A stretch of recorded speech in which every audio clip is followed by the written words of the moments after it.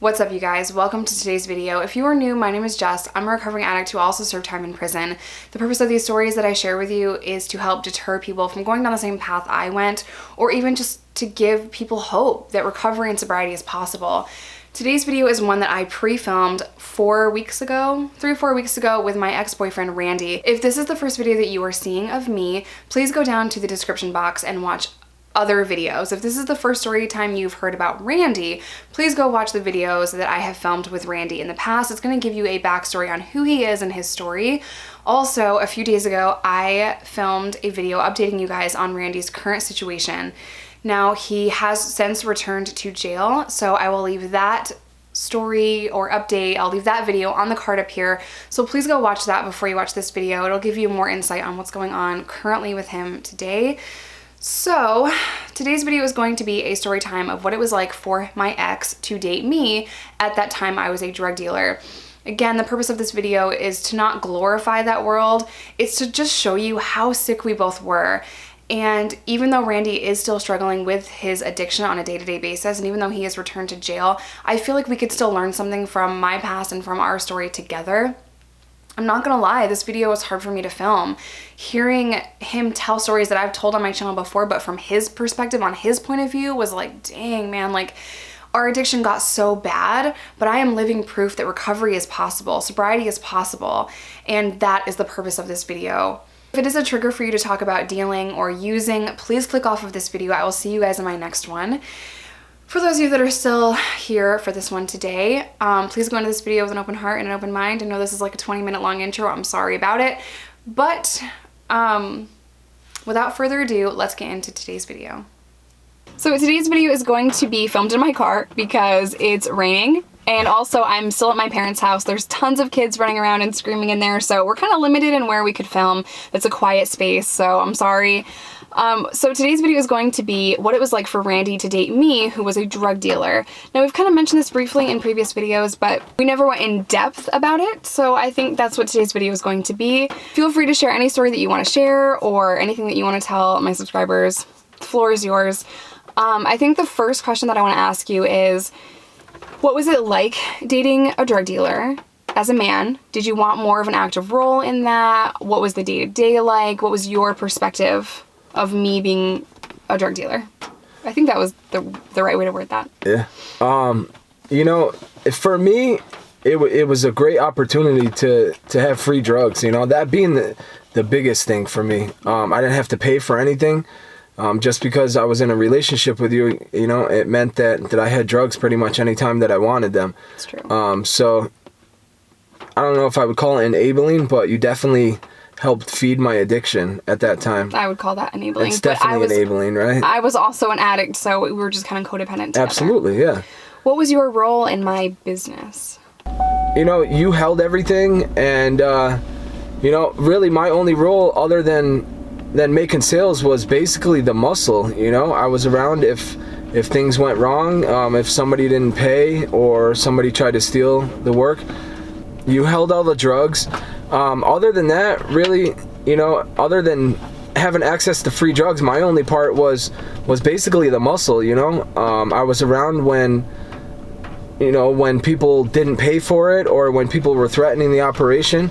You know, that was my only major role in the operation. You know, you held everything and you made sure that the money was there on time. What was like the most dangerous thing that happened? Because I have a hard time remembering that too. I know a lot of people want to know like what it was really like to be a drug dealer. My memory is very foggy from that time, you guys. It's really hard. I know you can actually remember a lot more than I can, so yeah, tell us some stories. I guess the most dangerous thing that I remember, it was when we were short.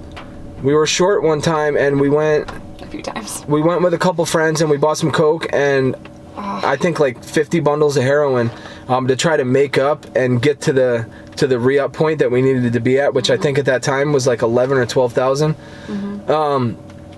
And during the trip, we conspired, myself and the two dudes that were with us conspired to rob the dealer, and one of those dudes went back and told the dealer. So the next time you went to re-up, like 3 hours had gone by, I'm calling your phone, you're not answering. 4 hours, not answering. 5 hours, not answering.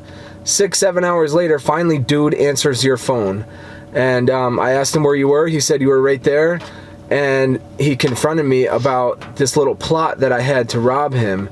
I didn't know that he was holding you against your will at that point. And he threatened to come and visit my family. He gave me my mother's address. He told me that he knew where she lived and threatened to physically harm them.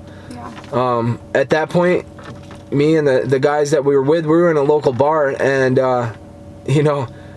one of our good friends was the owner of the bar. We shut the bar down and we went and got a bunch of shotguns and rifles, and we waited for him to show up. And I remember when he showed up, I walked out the door. I had a sawed-off 410 on me, and I cocked it back, and I was gonna shoot through his driver's side window, and you opened the driver's side door.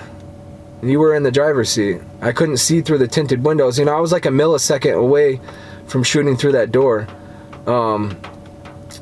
And that's probably the scariest thing that I remember. And just to add on to that, me being a fucked up addict that I was, the first question that I asked you when you got in the bar was, how much work did he give you? I wasn't even concerned about what you had just went through. Yeah. So that's probably one of the scariest things that I remember going through during that time. I told this story already on my channel, but not like that. There are definitely pieces missing because I wasn't on the other side of it. He hit me in the face with a gun, side of my temple. And I just bagged up. He left me in this hotel, and I bagged up some work, and I was just there for hours, and it was him and 2 other guys. It was really intimidating, and it was really ridiculous, but I remember getting dropped off, and you were really, really mad. I think you were scared, but you didn't want to tell me that you were scared. So, yeah. Holy shit. Yeah. Is there anything that you can remember about my mood or things that I would say, or what my daily outlook on life was? I'll tell you this, I can definitely see a difference. We spent a lot of time together at that point. We were with each other every minute of every day, and you were a really closed in person. What does that mean? I don't want to say you were going through a phase, but just the heroin and the opiates made you a different person. You were closed in. You didn't talk much. You didn't share much. Every time I tried to get you to open up, you would clam right up. Really, all you focused on was getting high and getting money. I didn't like that person, and I feel that the person that heroin turned you into, I feel that's why we fought so much. And I'm not gonna lie, I was a different person too, and I'm not sure if you can notice that or not, but I can. You were completely different. Again, your daily routine was get up, get high, get money. That's it. I almost had this idealistic thing in my mind, like be a kingpin, be the most successful drug dealer. But there were 2 completely different sides to Jessica. There was the junkie Jessica, the drug dealer Jessica. I never wanted anyone to think I wasn't on point, or I wasn't good for my word, or I wasn't good for some money. I always wanted to what am I trying to say?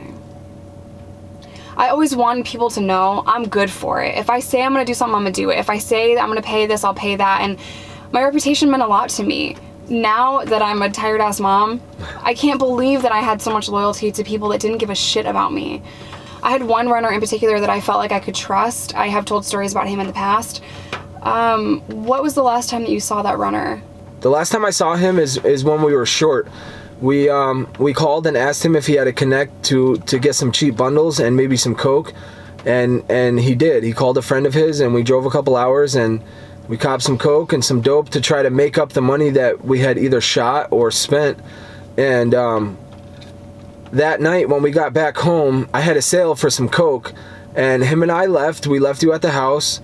Him and I left to go make the sale. Before we made the sale, I stopped to get some baking soda, and we were in the car cooking it up. And I remember I bagged up some baking soda just in case the customer wanted, to cook up some more. What I was doing was just making sure the coke would come back. So I bagged up the baking soda, and when I finished taking the coke out that I needed out of the bag, I tied it off and I handed it to him. after I was done cooking it up, I jumped out. We walked down to the customer's house, and when we got there, he tried what I had cooked and he wanted more. So I asked dude to give me the Coke back, and he told me that he gave it to me while we were still in the car. I searched my pockets. I didn't have it. I knew that he didn't give it back to me. I took the soda and he took the Coke. It was a blizzard out that night. I'm not sure if you remember that night, but it was a really snowy night. And so I backtracked all the way to the car. No pun intended. Yeah, a really snowy night. I backtracked all the way to the car. I couldn't find it. I just knew that I wasn't going to find it. Even if I did drop it, I wasn't going to find it. So we got back to the car. We tore the car apart and no Coke. So I knew coming home was not going to be good. I just knew that you were going to think that I did all the Coke, you know? I didn't even want to go home. I'll keep it real. I wasn't going to go home until I found that Coke. I searched in that snow for over an hour, and I kind of gave up, you know? That was the last night I ever seen dude. Yeah. I remember we gave him 5 bundles to leave with that night to make some money, and we didn't hear from him for like 3 days, and then he finally texted, and I remember the text verbatim. It said, I only took what was owed to me. And that was the text that we received from him, you know? So you did get home. I remember you walking in the door. The stuff that we had got, the heroin that we had got wasn't my level. It was garbage. It was a lot weaker than what I was used to doing, so I didn't feel good. I was already sick and just pissed off. I took one look at your face and I knew. We kind of had this thing, I guess we still kind of have it. We've known each other for a long time. There are some moments where I can look at Randy and I know what he's thinking. Like, so I could just kind of see it on his face. I looked at him, I knew it was gone, and of course I thought it was you, because we had a lot of fights, or things were missing. He did steal from me here and there. Yeah, I didn't want to believe that it was my runner, because I trusted him. And I really shouldn't have, but I did, because I didn't have anyone else in this world. So I was mad. Did I get violent with you? I don't think you got violent. I don't really remember your reaction that night, honestly, you know? It's crazy you don't remember, because I remember. I remember screaming at you. I remember throwing shit. I was mad. I searched your pockets. I was mad. I'm like, where is it? I know you took it from me. Yeah. Like a chihuahua. That was really kind of the standard for our relationship. So when we were getting along, things were great. When we weren't, things were terrible. Do you remember any fights that we had that you want to share? Because I do think that drug use made me a lot more vicious and short-tempered and not patient. And the only like fight, you know, like I don't think it ever got physical. I think I put my hands on you one time. That was when we were in Iowa. Right, but me, I'm saying. I don't know. I don't think you ever really hit me like that, you know? You would throw stuff sometimes. I do remember one time when it got close. We were living with my sister, and I was trying to get you to quit shooting dope, and you wouldn't do it. I put my fist through the wall. Your head was like an inch away. I'm not sure if you remember that day. Yeah. I put my fist right through the wall. You know, I was just so goddamn frustrated that you couldn't see that you were destroying yourself. I mean, that's one of the worst moments that I remember. You know, it's hard to remember all the arguments that we had, because we argued. Hit you before. We argued a lot, you know. Yeah, I think I might remember you hit me a couple times, you know. Don't act like you don't remember me punching you in the face. You might have once or twice, you know. 9 times. Last week. No, I'm just kidding. So it is really difficult for me to hear it back from your perspective, but I think it's kind of therapeutic, and it's good to hear it, because I'm so proud of myself and the progress that I've made thus far. But man, I do still have a temper. I still do get mad. I'm a human being. I do have emotion. But I've not punched a wall in 7 years. And I was very quick to do that too. I was very quick to punch a wall or throw something or act crazy or scream or yell. I'm definitely not that person anymore, but I think drugs made it a lot worse. So were you ever just really tired of me selling drugs? Did you ever want me to stop? Yeah, that's a tough question. You know, I definitely didn't like the lifestyle. You know, more the addiction is what I didn't like. I enjoyed the lifestyle of selling drugs, you know. So did I ever want you to stop? I wanted you to stop using. I wanted us to stop using. Yeah. I can remember points, you know, where I verbally addressed that to you. as far as the drug dealing part, I don't think I ever wanted it to stop. You know, I enjoyed the money, I enjoyed the comfortability. So I guess that's my honest answer for that, you know? What other... Was there ever any good days? You kind of talked about the bad days. What were the good days of being a drug dealer? Jeez, man. Are these really hard? I mean, that's a tough question, Yeah. you know? So far, they haven't been all that tough. Just being so strung out, I don't really think there were too many good days, you know? Yeah. I remember going to your family's house for the holidays. I really enjoyed those times, although we were sneaking away into the bathroom to shoot dope. Every 5 minutes. Every 5 minutes. I remember I would go in there and I would do a shot and I would fill the rig for you and get your shot ready. And for whatever reason, I didn't hide it in the medicine cabinet. I would just pass it to you when I got out. And I was walking out of the bathroom and you were walking in, and I just kind of went to pass it to you, and we dropped the loaded rig right on the floor in front of your mother. I remember that. So those were not too good of days, you know, but... That was Christmas 2010. It was. I never broke that rule before. I never brought drugs into my mother's house before. But when you're an addict, you slowly start to break your own rules. And for me, hearing that sucks, but he's right. He's 100% right. So in December of 2010, my guy was taking a vacation to Alaska, and he gave me a ton of stuff that I was supposed to have until late January. He was gone a solid month. So he gave me more drugs than I could ever move in a month. I mean, it was crazy. And because we were staying with my mom for the holidays, I wasn't keeping track of it. I was kind of out of my element, not at my house. I didn't have any control over it, so I didn't know how much that we were actually doing because I couldn't look at it like I wanted to. I couldn't get it all out and see what we had. But we had gone through thousands of dollars. Absolutely. In 2 weeks. Yeah. I can't even put a number on it. I want to say $10,000, $15,000. Yeah. It was a lot. And just thinking about putting my mom at risk like that, making my mom see me like that, and my brother was there too, and he was not fucking happy about it. He was pissed, you guys, and justifiably so. I mean, I have drugs in the house, I'm using them, I'm nodding out. My mom's slaving away making all this freaking food for Christmas, and I'm just like a complete piece of crap hiding in the bathroom every 5 minutes to get high. Yeah, it was a rough time, man. I remember that. I have to take a break. So, during the holidays, he probably gave us close to $20,000 worth of stuff. Yeah. We came back with $9,000.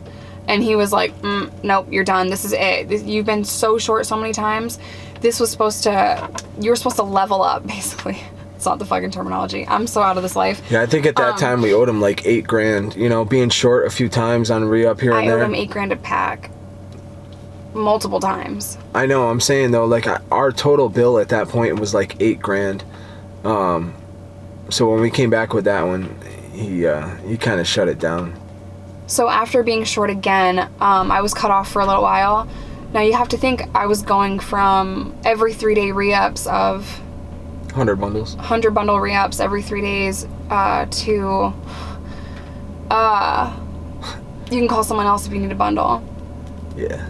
Scraping change for a bag. Oh my god. So that was a huge blow to everything. Our addiction, my ego, my business, everything.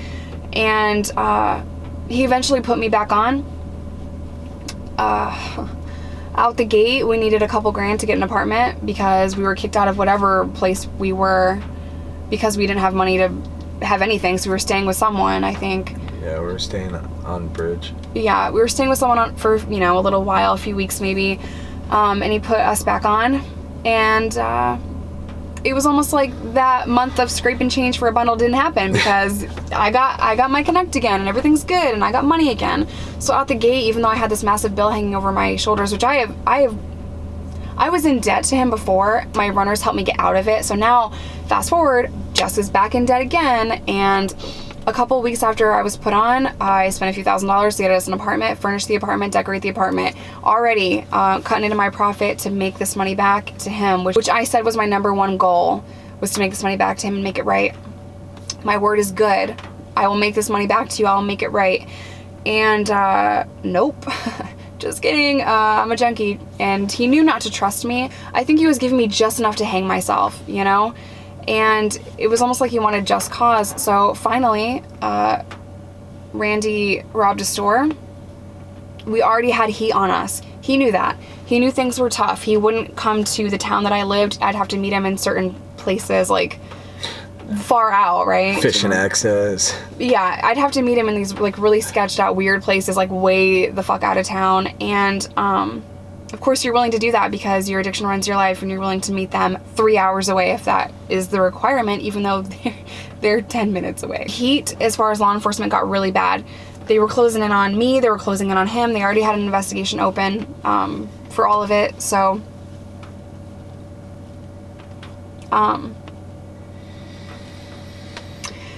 I ran, and I ran to someone's house that I thought I could trust to get a bus ticket out, and that person called my dealer.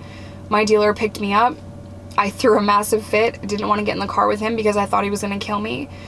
He was driving around on back roads, and in my mind I'm like, this is like cold case files, you know. I'm like freaking out, and I started to like touch like really weird places of the car, you know what I mean, because maybe he won't dust all the fingerprints off, and that's where my mind is going. You know, don't just touch the handle, touch like up here, touch the places he won't think to clean, because I thought he was gonna kill me. We pull up to this gas station to get gas. He goes inside the gas station. He said, don't fucking get out. And I said, you're tripping, there's cameras everywhere, you know what I mean? So I'm like, okay. I walk in, I give him this stare, like, what are you gonna do? We're in public. I go get a Gatorade. I bring it back up, put the Gatorade on the counter, and he looks at me like, I can't pay for it. I don't have anything. I don't have a phone. I don't have money. I have nothing. I put it on the counter. He looks at me like, I can't believe you just did that. And, you know, long story short, I'll try to find the video where I talked about it, and I'll leave it in the description box below. Long story short, he did finally let me go. I got on a bus and I ran, and I didn't come back to New York for 4 years. Part of the reason being I went to prison for 2.5 of those years. So I'm so grateful, you guys. I'm so grateful for my sobriety and to be out of that life. I've gone through a lot of stuff. I've learned a lot of stuff. But I'm so proud of the person that I am today, and I still have so far to go. So saying I'm sorry to you is like not enough. I've put you through so much stuff. I've put my family through so much stuff. So I'm so sorry that you had to go through that and be the muscle to my ridiculous drug selling world. But I'm so glad that you're sober and that you're still here and you can share your story, and I will help you in any way that I can. Is there any other thing that you want to share before I leave and cry?